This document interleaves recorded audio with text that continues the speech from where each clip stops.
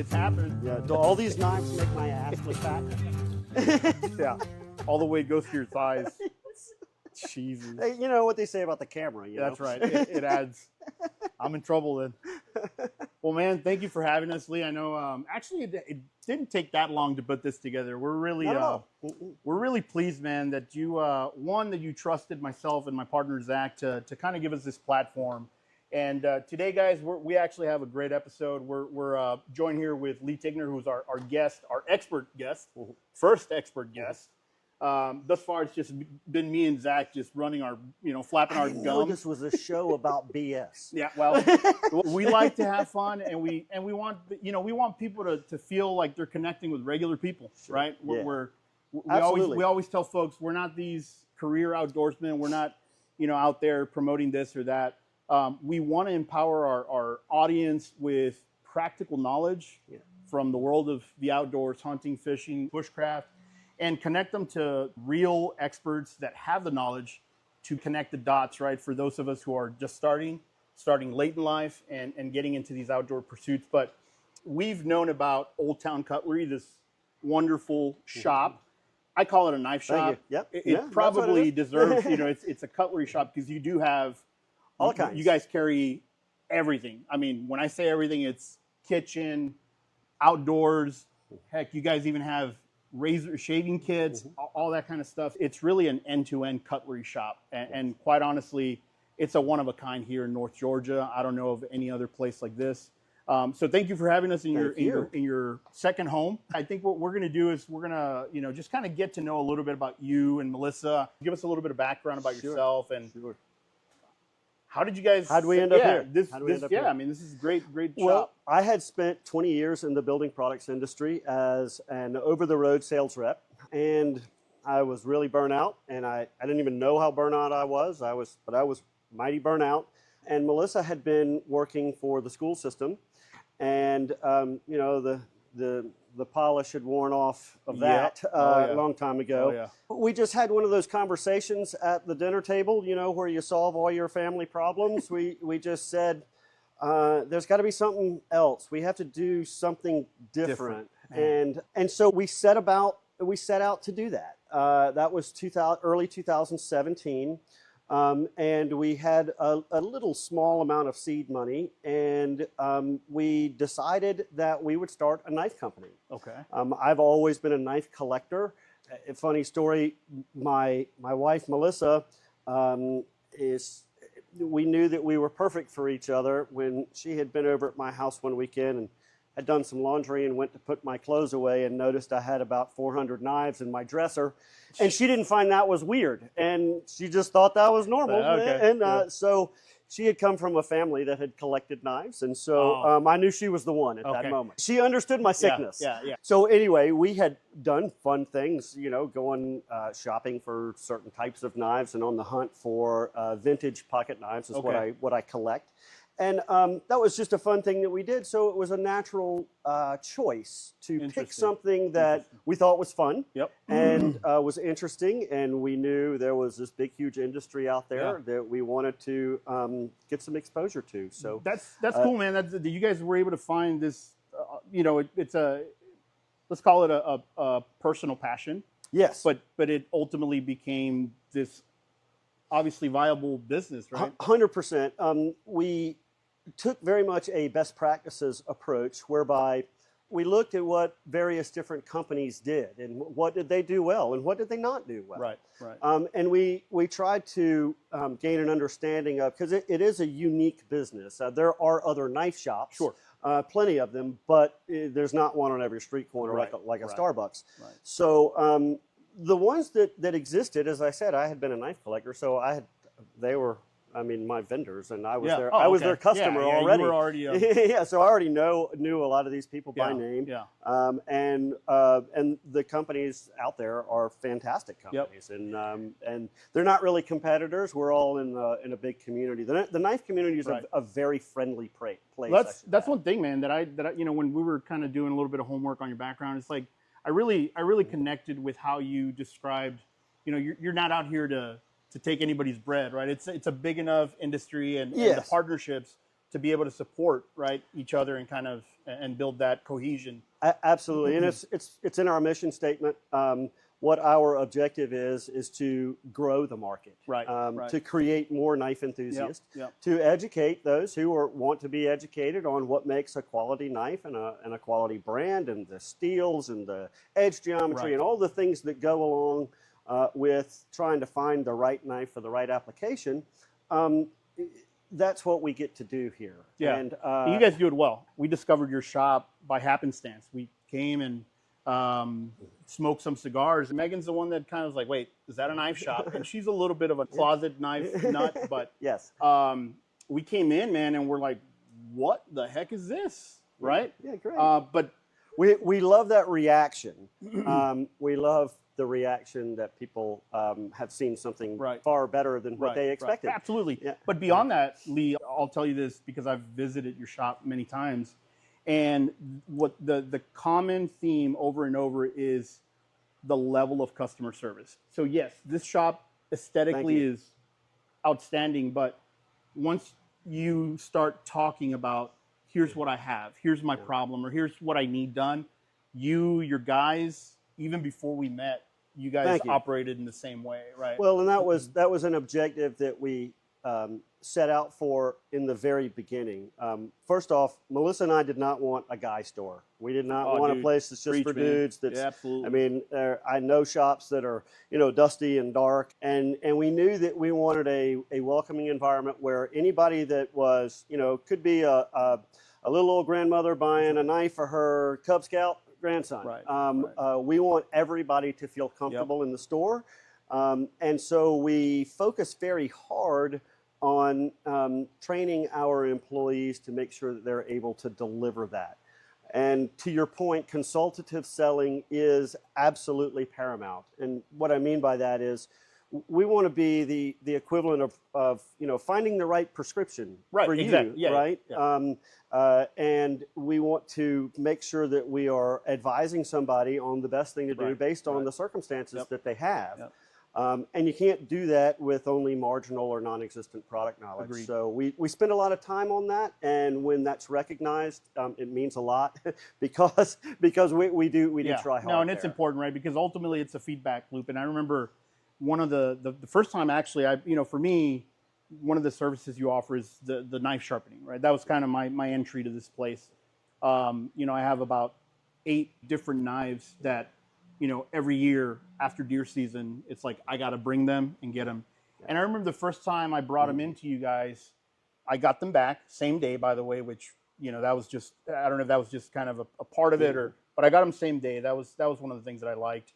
And then 2, one of the guys that helped me, he's like, hey, it may have been you actually, like, hey, we got them sharpened. Just know that next year you're probably going to have to do X, Y, Z.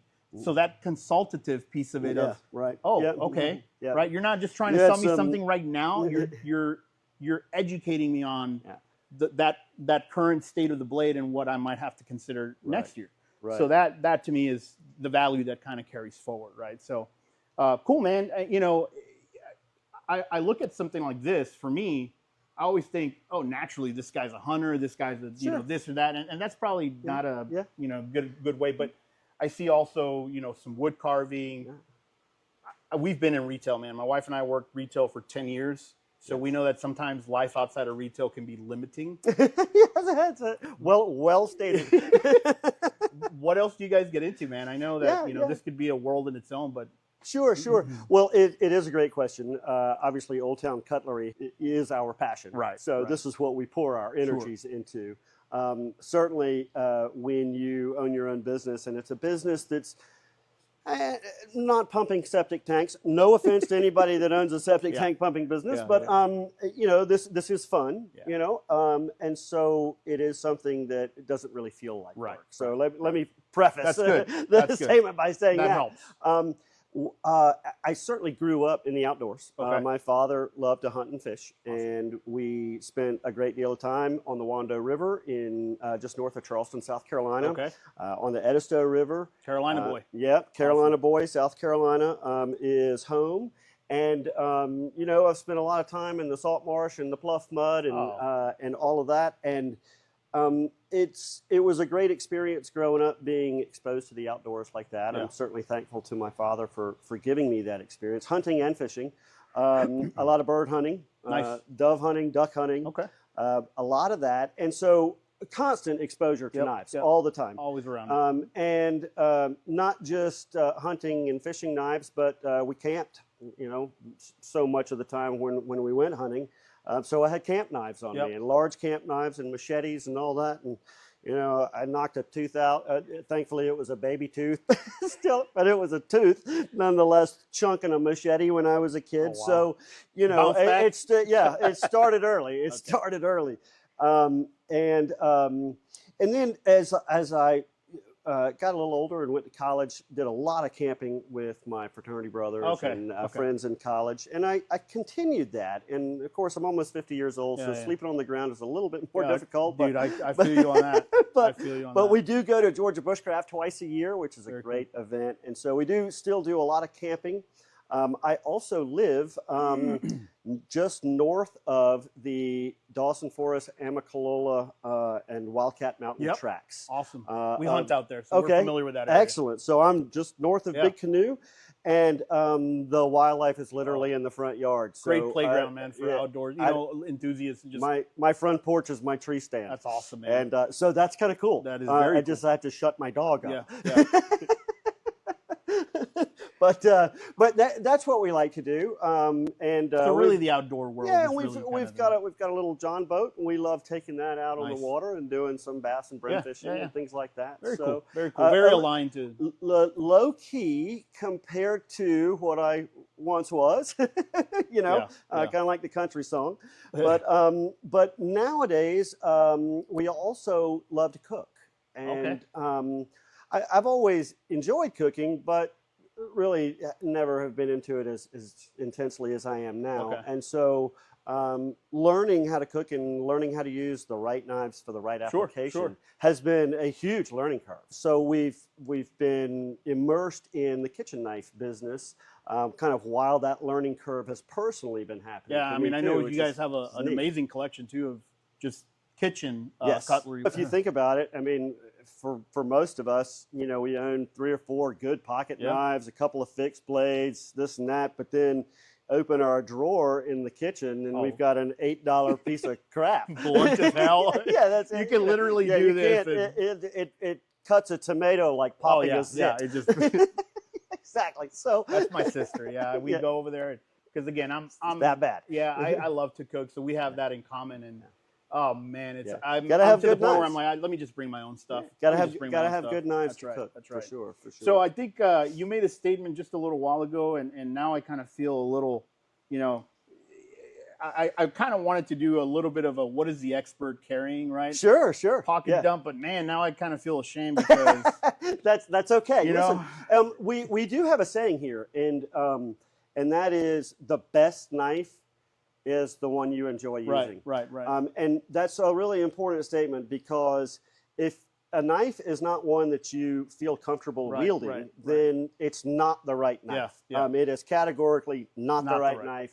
If you feel awkward using it, if the handle shape or the edge geometry, where the tip is located, whatever you're trying to do, if it's awkward, then let's find something better. I had never thought about it until you just said that, but I use knives to the point where there's almost this innate sense of safety when something just doesn't feel right. Yes. And you're like, nope, let me not use that. So which is why you have what you have. Yeah. So so we'll, for the purposes of this video, we're not going to ridicule you because this is going out in public. Yeah. But off video, we will take your picture, put it on the wall, and, and ridicule and humiliate you, forever. The wall of shame. The wall of shame. What's that? What's that movie? Crocodile Dundee, right? Yeah. You call that a knife? Yes. In all seriousness, not picking on you. No. For these. Listen, so what you have in your pocket dump. And again, this is what I started carrying 2 years ago. I went through the Gerber, the this and that, but ultimately I found these, and I really started using these for field dressing. Sure. And then I just said, you know what, screw it. This is going to be my all-around And the reason carry. why you like this is because you always have a sharp blade. That's right. Because when it gets dull, Yep. you just pull that thing up, yep. throw away the crummy blade, and put the new one in. And but here's the flip side to it, man. There's also an icky factor. An icky factor meaning, sure, it's a dull blade, but I got to throw this in the trash somewhere. And to me, there's this kind of like lingering thought of like, it's going to go somewhere. It's unsafe. And maybe I'm not disposing of them right, and you can see. And that's what I was also going to say. You know, if these are knives you cut meat with, no, this one at this point it's but you get the idea. Oh yeah, absolutely. You know, if you field dressed an animal with that, you know, you'd have to be very careful that all of that. Yeah, and it's a whole procedure, right? Let's say I field dress, I'm replacing, and then dishwasher. That's the other kind of thing that I. But ultimately, man, like I feel that, yeah, these are great knives for a specific utility, but I just don't feel like this should be my everyday carry or an all-purpose. So they have some limitations. Sure. So first off, let's address what they do well, Yep. and that is they do well in the premise that they provide you with a sharp edge when you need one. Yep. And so on demand. Period. On demand. So and there's an extra pack of them in the center console. That's and right. Sometimes when you can find them. Sometimes. So the point is, I would say for that reason, the knife is fine. Yeah. There's nothing wrong with it. But here are the limitations. The first limitation is the type of steel that they would make these razor blades out of. It is an inexpensive steel that is not going to have great edge retention. It's going to get dull fairly quickly. Right. And so that's not for any reason other than just economics of using a less expensive steel. So you're going to have the limitation of the steel performance is only as good as how often you replace that blade, right? Exactly. Now the second thing is the stoutness and the rigidity of the blade. Yes. It may be fine. A knife that is this thin with this amount of edge geometry may be absolutely fine for some applications, but on others it would be abysmal. Yeah, and I've run into that where I'm like, all right, I got to switch out to something else. Especially, and we all say don't use your knife as a pry bar, but listen, I open paint cans with my knives, so I'll take a $700 knife and open a paint can with it. I can't do that with this whole mechanism. Because I'm in too much of a hurry to go find the paint can opener. That's right. So so that's just what I do. Yeah. And obviously, if you did that with something that's that narrow. So we all use our knives as a pry bar occasionally, even if it's just something as simple as just giving something just a little tweak, just a little twist, just to kind of shimmy it up under there, sort of thing.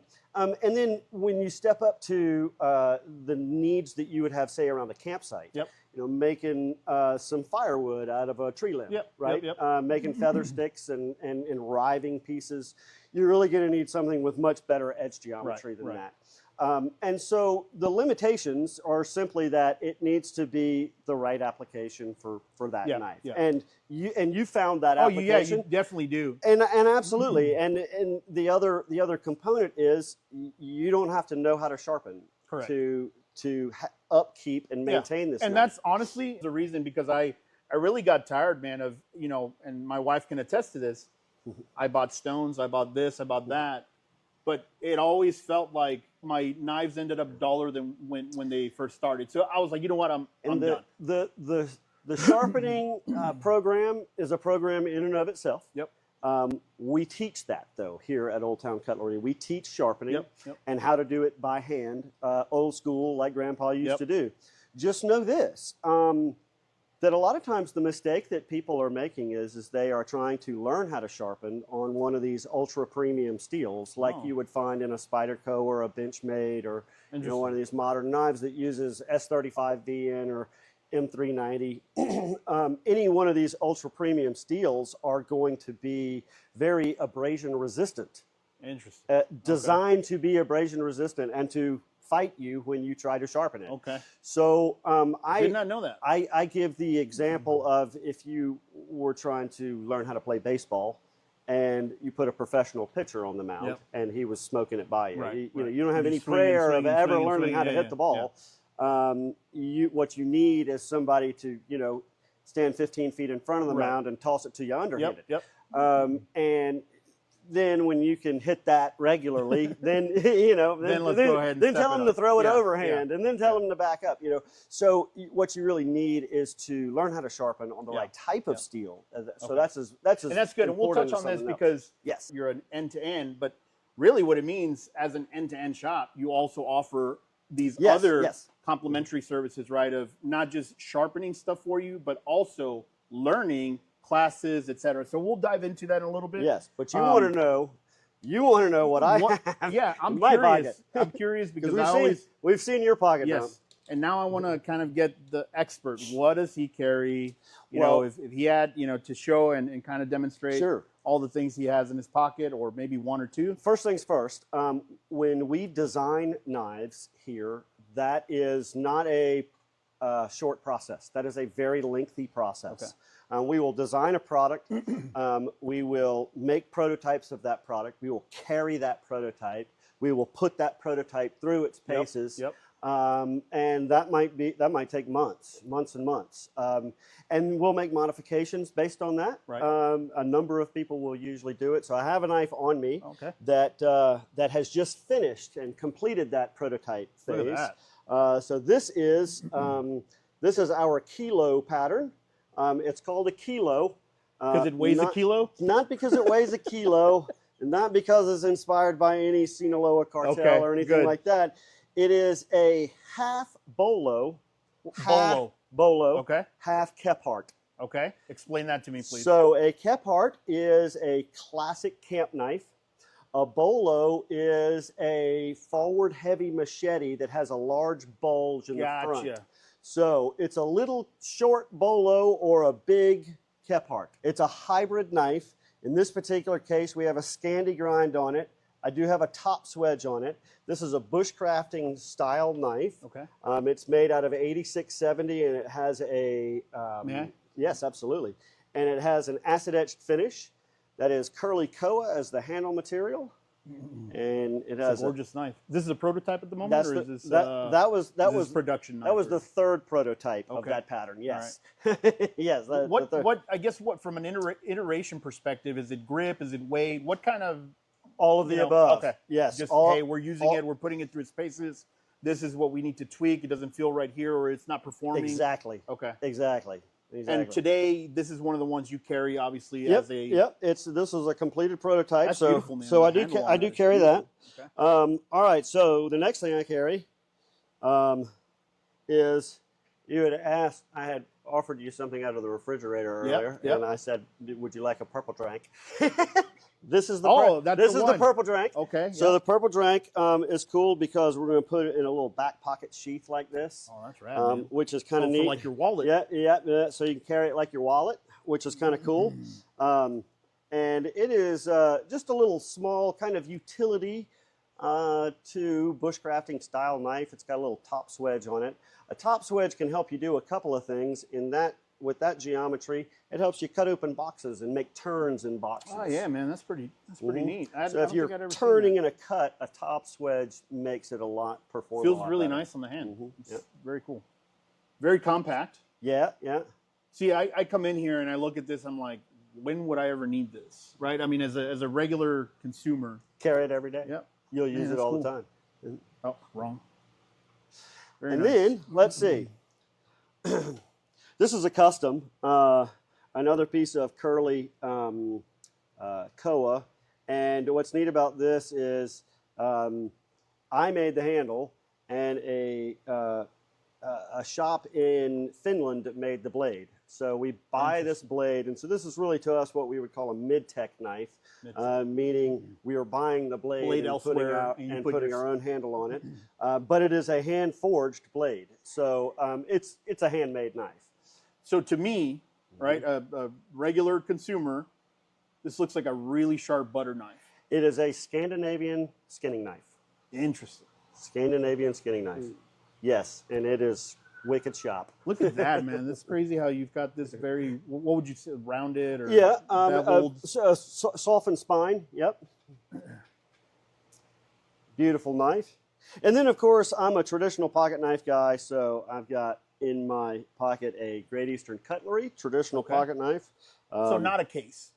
Not a case. We are a big case dealer. Yeah, We're also a big Great Eastern Cutlery dealer. We sell many different types, brands of traditional pocket knives, from Boker to Lion Steel. That feels great, man. That first. Oh man, they know how to build them. Wow. They know how to build them. Yep. So this is your go-to. You leave the house. This is the one that you're always gonna. I always carry a traditional pocket knife. Yep. Always carry a traditional pocket knife. I don't even know how to close that. Yeah. You just push it forward. That's interesting, man. What does that have? That kind of first. It's called a half stop. For. Keep it from slamming shut on your finger. There you go. Yep. See, learn something new every day, man. Yes. This is wild, man. I'm like so much info. This so is much really cool drinking stuff. from the fire hydrant. Very cool. Very cool. I do oftentimes carry modern folders. Okay. I should mention that I've got several Protec, several Benchmates. Is it based on the scenario situation? But here's what I find. This is what I find. I mean, I come into a store where I am unpackaging boxes all day long that are coming in from vendors, so I'm cutting into heavy cardboard all day long. I'm also in a knife making shop, and I'm using my knife anything from scraping glue off of something. Okay. Right? Almost more of a utility. Yeah, absolutely. So, all around utility. So I'm hard on a knife, Yep. for one, and two, I find that a fixed blade knife is so much more convenient. It's so much more convenient because it doesn't need to be opened. If it's fitted to your sheath properly, and you can deploy it and be a part of your body. Yes. Okay. And when a fixed blade kind of becomes that, you become really attached to it. And so when I don't have a fixed blade on me, I feel naked. But I mean, the folder, it's take it or leave it. Yeah. Okay. Man, that's interesting. That's interesting. Now, granted, I work here. I own the place, so I get to wear a knife every day. If you were a school teacher, you might not be able to do that, or worked in a courthouse or something like that, or an office building. But in those sorts of cases, we do have things that we recommend that people carry. Small things or things that are non-threatening as well. More discreet, more sure.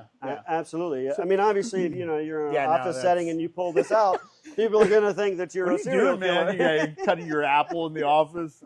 What, guys? But to that point, you pull that out and nobody. Yeah, you can literally hide it within the profile of your, do whatever. But and even if people see it, they don't find that to be a threat. Correct. Yeah, unless you're on a plane, but that's a different topic. Exactly. So here's what I would love to do, man, because like I said, this is just we're not even scratching the surface. Before we get into the more technical deep dive of how to select a knife, maybe let's do a shop tour so people can see, our viewers can kind of see what to expect when they come in here. Great. And look at all the cool stuff, man, that have to offer. All right, guys. So let's take the tour, man. Let's show the people what they have, and First thing we like to tell people, after we greet them and say hello, we want to greet every single person that walks in the door. That's priority one. And we do get that, by the way, every absolutely. time we come in. We like to tell people that we represent about 70 brands of knives across all different product and price categories. So that means everything from traditional pocket knives to kitchen knives, modern folders, custom fixed blades, and everything in between. Of those 70 brands, about half of them are brands that most people would know. K-Bar, Kershaw, Swiss Army, things like that. All the classics. Yeah, so, that's one of the things that I did notice, is you do come in here, there's a wide selection, guys. I mean, a wide selection of brands. So how do you get to that point of saying, this is the representation of all the brands, why they're represented here? How do we get to that well, point? we do have a very specific strategy when it comes to that. And that is, we're looking for value. We're not so concerned of whether or not the knife is in the premium category or the budget-friendly category. What we're much more concerned with is it a good value for what you're paying? Gotcha. So, for example, we sell Schoen and Wusthof knives, and those are fantastic brands, and they're premium brands, much like, say, Benchmade knives is a premium brand. But by the same token, we sell Rough Rider knives, and Rough Rider is one of the best brands in the store. And we tell people, as far as value goes, it's pretty hard to beat. Yeah. The fit and finish is fantastic. The build quality is superb. Right.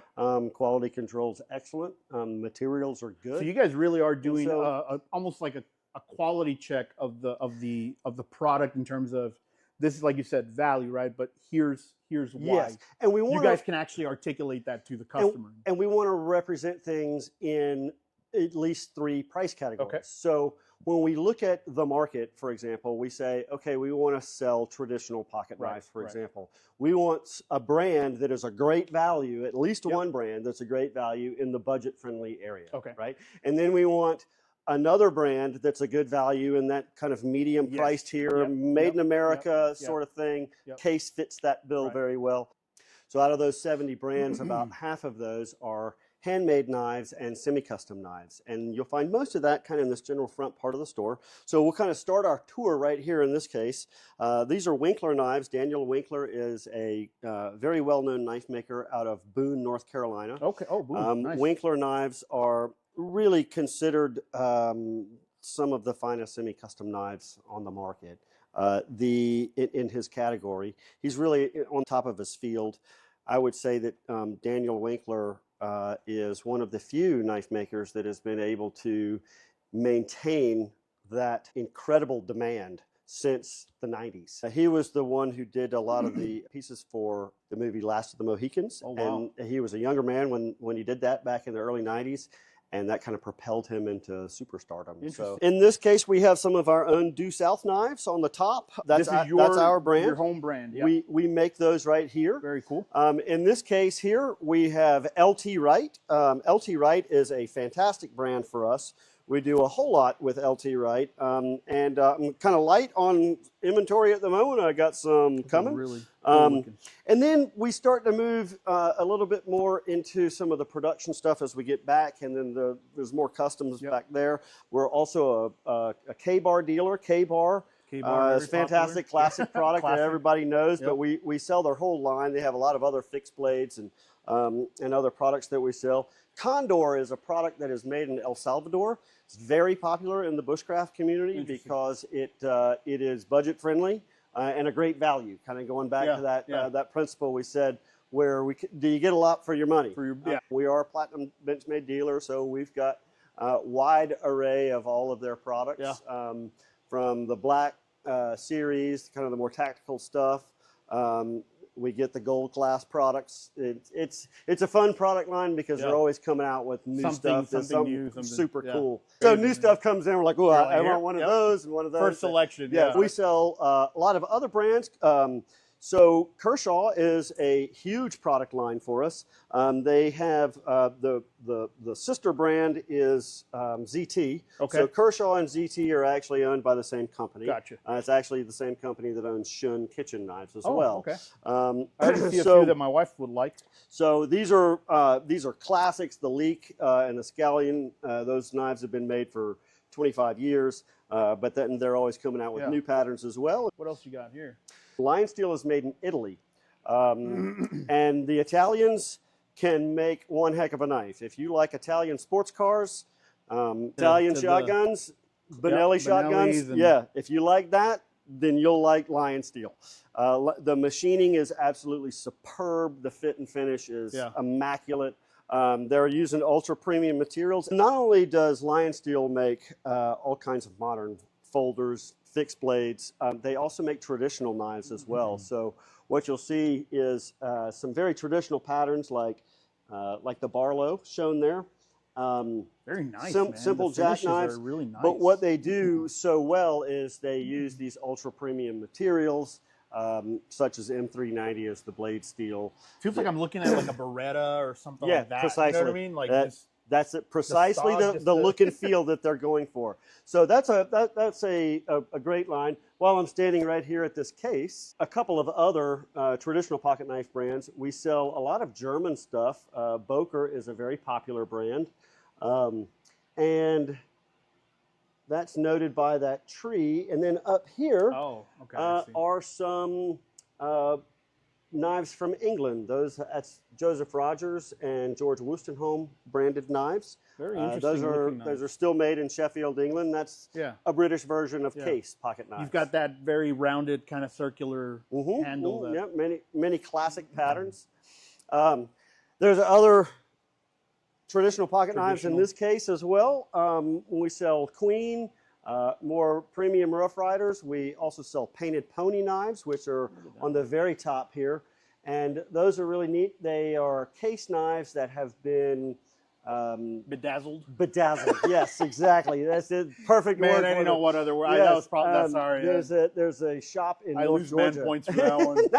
No, it's right. You're right. No, but I mean, they look very exquisite. Let's just say that, right? So they do all of that handle work and the file work. I mean, even the top of the blade has file work in it. That's pretty wild, man. I don't think I've ever seen those. So they jazz those up. That's pretty neat.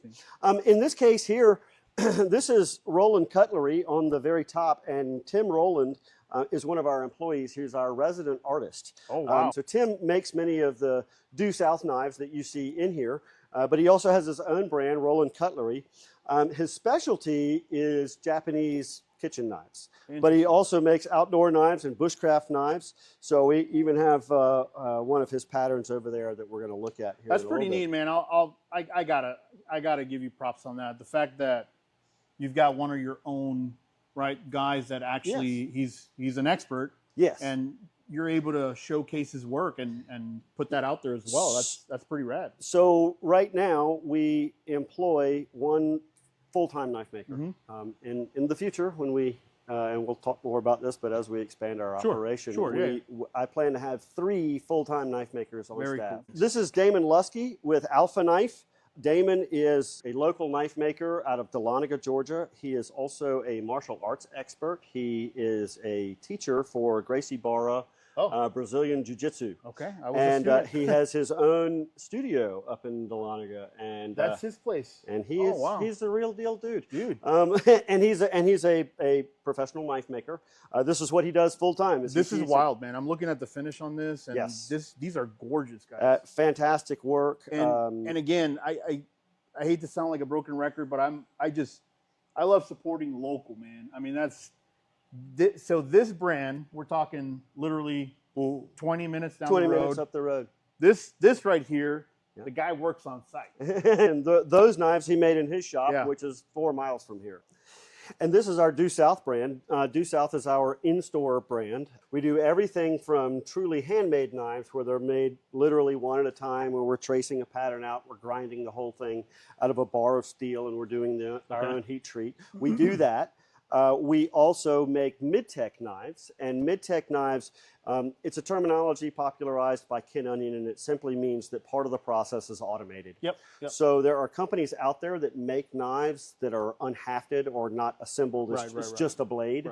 And we can go buy those from any number of different places, such as Green River Knives to Brisa knives that come from Finland, a number of different places. So that's what Due South is. And then you basically finish the handle and stylize it and kind of bring it home, so to speak. Exactly. Awesome. We put custom handles on everything. I love the detail that you guys, the Due South on the top of the... Yep, that's pretty neat. We mark every knife with our logo. Very cool. And many of the knives also have a little mosaic boot in them, which is that's our insignia. And over here, we obviously have a lot of kitchen stuff. We're a Wusthof dealer, a Shun dealer, and those 2 brands have many lines within them. So we stock a nice representation of those. We also sell Victorinox kitchen knives, Case kitchen knives. Case also makes kitchen knives. We like to make things that are a complement to many of the production brands that we carry. That makes sense. And while we're on that, we can segue into the other products that we sell. So this rack here are all of the knife blanks that we buy, including some that are on the other side that are our patterns that we are having made by a company for us. Okay. So that we can make 50 at a time, for Yeah. example. So that's a very fun part of what we do because it's our creative outlet. Absolutely. Every day. Absolutely.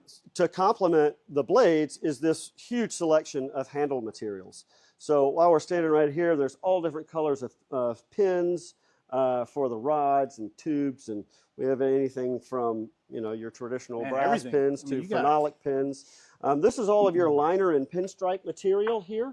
All of these various different colors, patterns, everything. Styles of material, from burlaps to solid color G10s in many different thicknesses. Brass, so we can do the layups of the handle materials, kind of like you saw here on my knife with the tan and then the orange. How they did all that stuff. And that's how we do it. That's how we do it.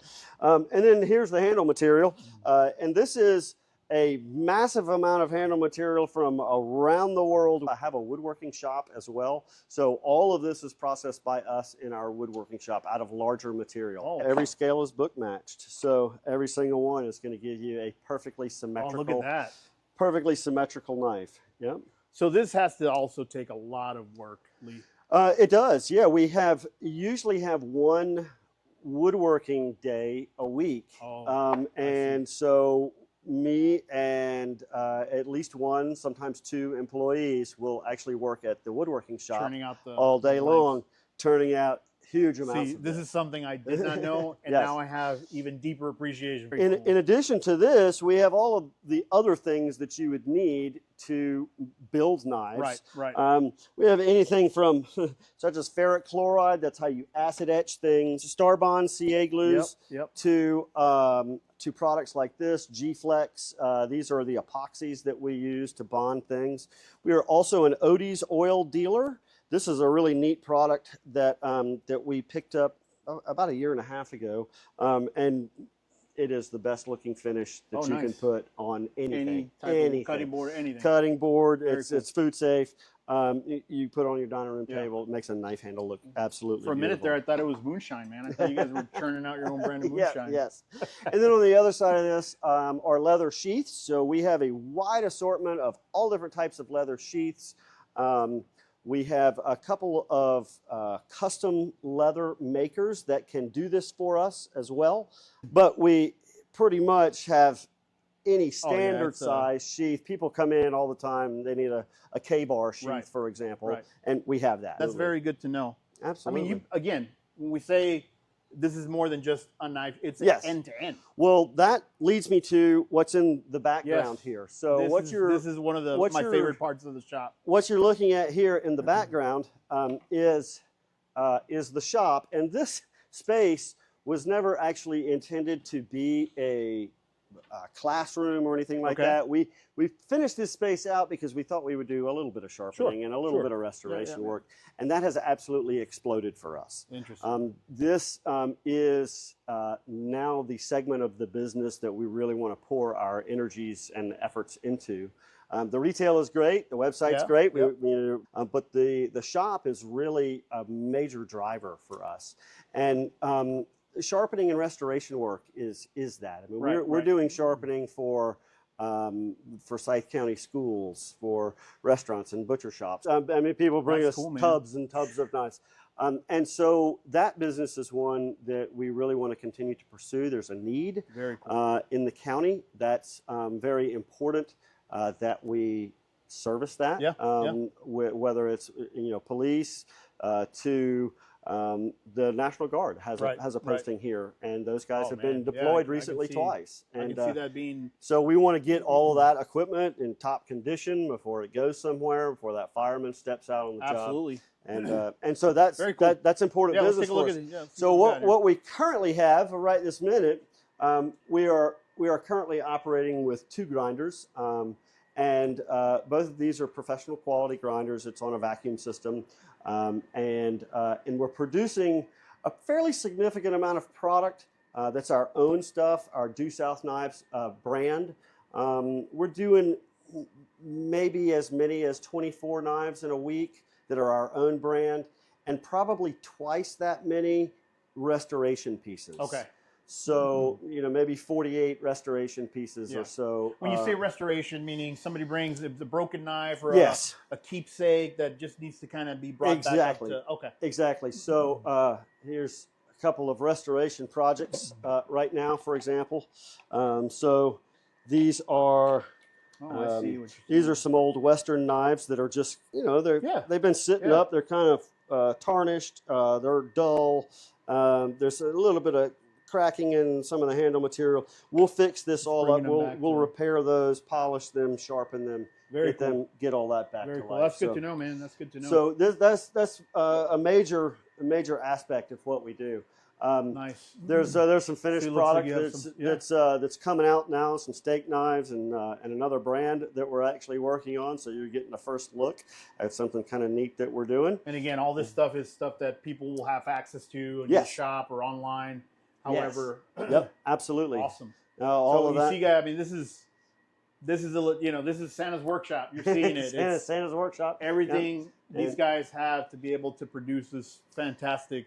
And what we're focused on so hard right now is that next version of us that will be a standalone building, and the knife making shop will be 3.5 times as big as this. So that's the version 3.0, I guess. Yes. We'll talk some more about basement, this location, and then 3.0. 3.0. Dude, I'm excited for you guys. Yes, we're getting there. It's a slow grind, but we're getting there. I bet. But when we do that, we're going to add 4 grinders, so that'll give us a total of 6.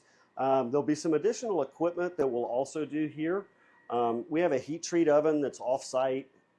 We'll be able to bring that over. There are things like just the layout of the room will be so much better. Just optimizing things to the There'll be a mechanical, so you don't have to have the vacuum in the room. Absolutely. So be a lot more space. We're excited about that. Very cool.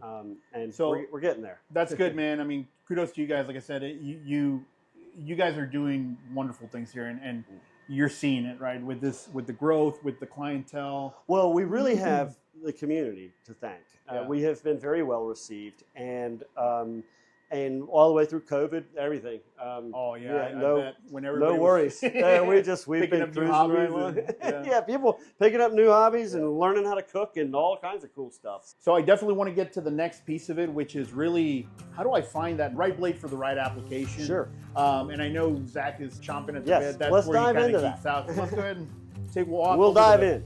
Hey gang, thanks for checking out part 1 of our podcast with Lee Tigner of Olde Towne Cutlery.